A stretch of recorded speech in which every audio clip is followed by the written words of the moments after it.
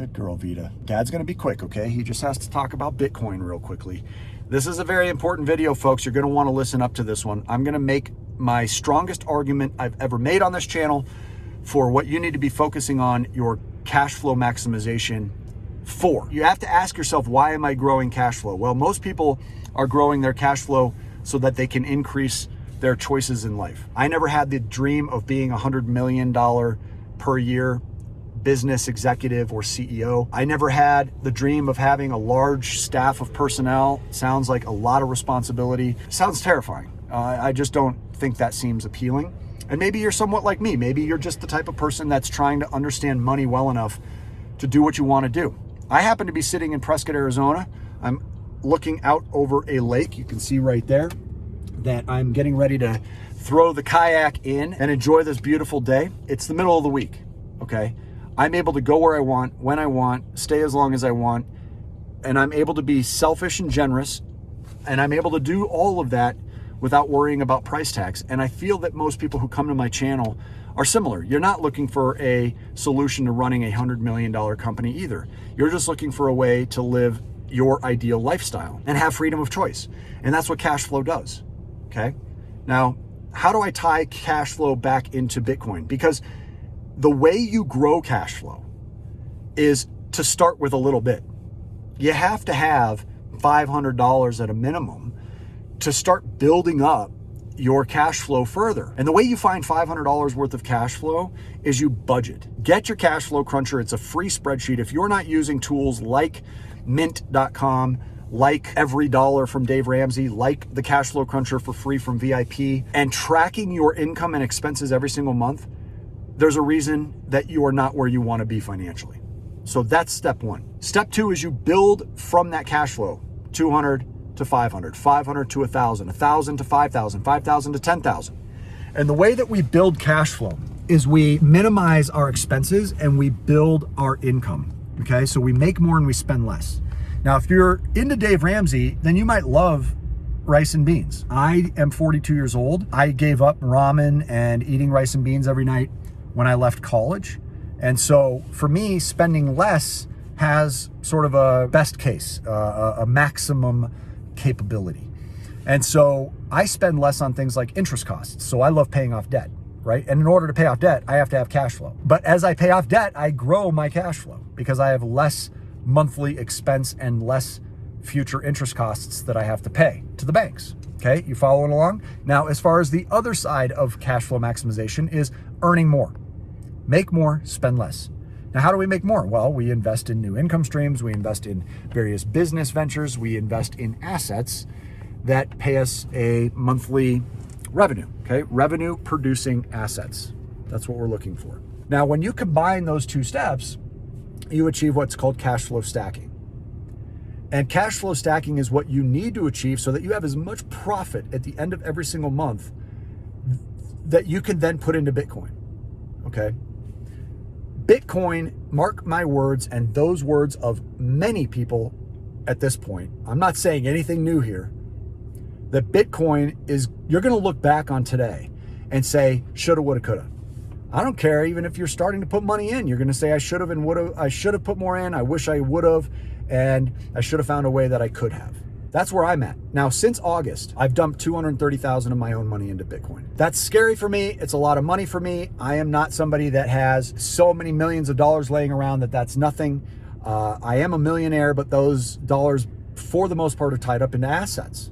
To put in $230,000 is unique to my behavior. I'm doing this because I'm a believer now. Now, I started studying cryptocurrencies in 2017, and I took a beating. Between 2017 and 2018, when you saw me making videos about cryptocurrencies, I lost $35,000 or $40,000. Today, since August, I'm up about $80,000, roughly 35% of a return on my investment so far.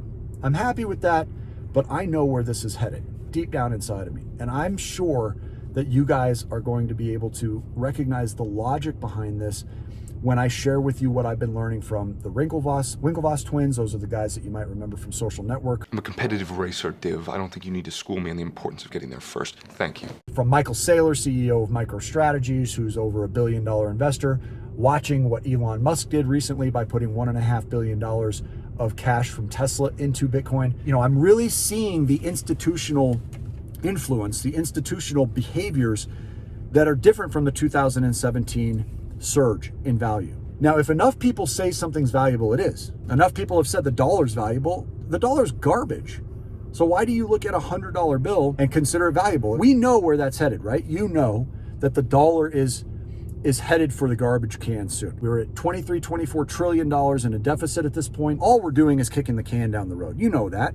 You know that this can't last forever. It's unsustainable what's happening right now. There was a $7 or $8 trillion increase to the deficit over the last administration. Doesn't seem like we're going to be heading in the opposite direction on this administration anytime soon either. So we know the government sucks at managing the economy and managing money, and you're going to have to look out for yourself. And that's why I'm looking decentralized. Now, let's uncover and unpack slightly what I've learned from these experts about why they're dumping money in, and why it's probably going to be the best thing for you to do is to find a way to increase your cash flow position to where you're able to at least create a comfort zone for yourself to invest some of what you have into crypto, specifically Bitcoin. Bitcoin is being compared to gold. It is being called Gold 2.0. When you look at the properties of gold, you begin to understand why Bitcoin is so valuable. A lot of people are saying that it's valuable at 50,000, and I'm here to tell you that you will regret not buying it at 50,000. You will regret not buying it at 100,000. Gold has a market cap of $9 trillion. Bitcoin currently, at the time this video was made, has a market cap of roughly $900 billion, 1/10 of the value of gold's market cap. Now, why is gold's market cap at $9 trillion? Why do people put a value on gold? Why do so many people adopt the concept that gold is valuable? It's for a few different reasons. Number one, scarcity. Anytime you have supply demand and there's considered value, you have a limited supply, there's a higher demand, the value will go up. And gold is considered scarce. Even though we don't know exactly how scarce, it's considered to be a limited supply. Number two is that it's portable. You can obviously pack up all your gold bars and you can move from one place to another place and you have your wealth with you. Number three, it's divisible. So you can obviously shave a little of your gold bar off to buy a hamburger. You don't have to give up your entire gold bar. Those are the primary reasons that gold has outlasted any other asset class that exists. In fact, what I found interesting recently, I learned that the average life expectancy of a fiat currency, like a dollar, is 27 years. So the fact that the dollar has been considered valuable for as long as it has should at least either give us a reason to stay confident and optimistic about it, or be concerned, like I am, about the fact that we're probably heading towards the end of what current fiat currency is right now at this particular time. It will change. I don't know how, but again, it's not looking real promising. Seems to be heading for disaster. Now let's compare the properties I just listed about gold to that of Bitcoin. Is Bitcoin scarce? Many of you may not know this, but part of the reason that Bitcoin has become so valuable is because there are only 21 million total Bitcoins. There will never be more than 21 million total Bitcoins in eternity, which means that out of the something like 48 million millionaires, they couldn't even all own half of one if they wanted to. That adds to the value. Number two, it's portable. Wouldn't you agree that, I mean, I have all my Bitcoin right here in my cell phone while I'm speaking with you, right? I can keep all of those Bitcoin on an external wallet, sort of like a hard drive, right? It's easy to carry around. So from a portability standpoint, I would rather carry my Bitcoin than bars of gold. Number three, divisibility. Do you realize that you can actually divide Bitcoins into 1/1,000,000th of one Bitcoin? I could buy $5 worth of Bitcoin right now if I wanted to. I don't have to buy $50,000 worth just because a coin is at $50,000, which means that you could get into Bitcoin at any level. But I think that there's even more properties of Bitcoin beyond that. It's even more precious and scarce and even more portable and easy to carry around and even more divisible than gold.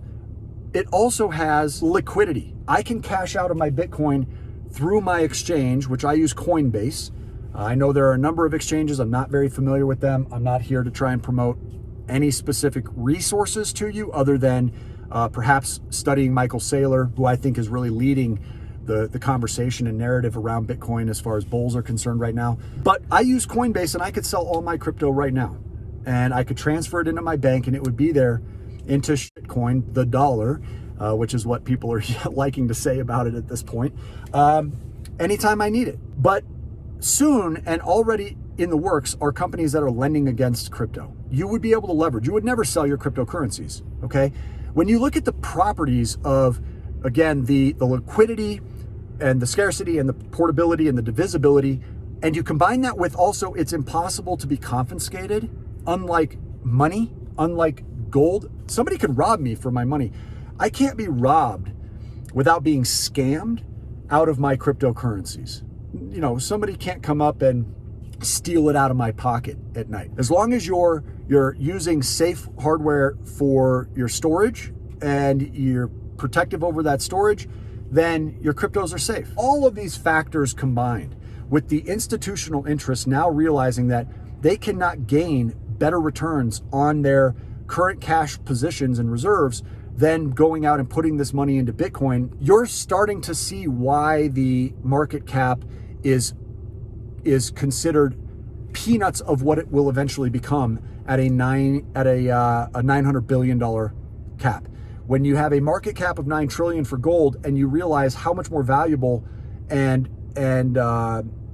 functional, even though there are many people who argue that the functionality of Bitcoin isn't there yet, it's heading there. And yes, you could argue that it's happened way slower than it should have and can, but I am a firm believer and will continue to create cash flow so that I can continue to dump it into that asset. I have completely paused buying any additional real estate at this point. If I'm going to make money in real estate, it will be through some form of business, active participation, like Michael and Katrina's business, where they recently we just featured a guy who's going through Michael and Katrina's coaching program who was able to generate $43,000 in his very first month with no money out of pocket, with no credit, with no experience. And he did this for a homeowner in which he negotiated only a 10% commission for the first 3 months. And after that 3 months, we'll go back and start renegotiating up to a 50% split on that $45,000+ per month income, where he could be making $20,000 a month in real estate, not having to go out and actually spend any money on down payments, closing costs, and fix up along with maintenance and so forth. And he could take all the profit he's making and just dump it straight into Bitcoin. Now, again, I'm not here to tell you should or shouldn't buy Bitcoin, but I think you're making a mistake if you don't. Find a comfort zone. Find an affordability amount that you can lose. You can afford to lose. Maybe it's $50 a month or $100 a month or $1,000 a month. But as I said, I've put $230,000 in since August. Right now, I'm averaging, $30,000+ per month. In addition to that, I've also paid off over $100,000 worth of debts in that same time period. So it's not that I'm only focusing on the investments. I've also focused on building businesses. So I'm finding ways of diversifying revenues to grow my cash flow so that I can attack and pay off debts, which grows my cash flow and minimizes my risk even further, so that I can then take, again, that net cash flow and keep driving it into Bitcoin, which I believe in 5 or 10 years will be worth at least 10 times what it is today. And the argument is a $500,000 Bitcoin is conservative. That would put us at the current gold market cap. And we, as investors in Bitcoin, believe that the gold market cap is conservative and it could go much, much higher, even up to potentially a $100 trillion market cap at some point in the future. There are over 100 million users of Bitcoin at this point. The chances of Bitcoin going to zero are the same as Christianity going to zero. The train has left the station, folks. Hopefully you jump on it. Thanks for watching this video, and we'll look forward to sharing with you the results that we've had. Like I said, I'm up $80,000 in my crypto investments since August so far. Not bad, but I believe that the real wave, the tidal wave, is coming. Again, you don't have to buy a full Bitcoin to get in. You could spend $5 a time and just put it on autopilot and create a forced savings account for yourself. And one thing I like about Coinbase, the exchange I use, you can set up a recurring deposit and just put it in and leave it there. Never sell it, okay? Never sell it, especially if things are going down. Never sell it. All right, folks. Much love. See you on the next video. Take care. As always, if you like content like this and you want to see more of it, drop a like below. If you're not a subscriber already, please subscribe and hit that bell below. That's a notification button that's going to alert you every time we have new tips, tricks, and strategies that are going to help you move that needle further financially.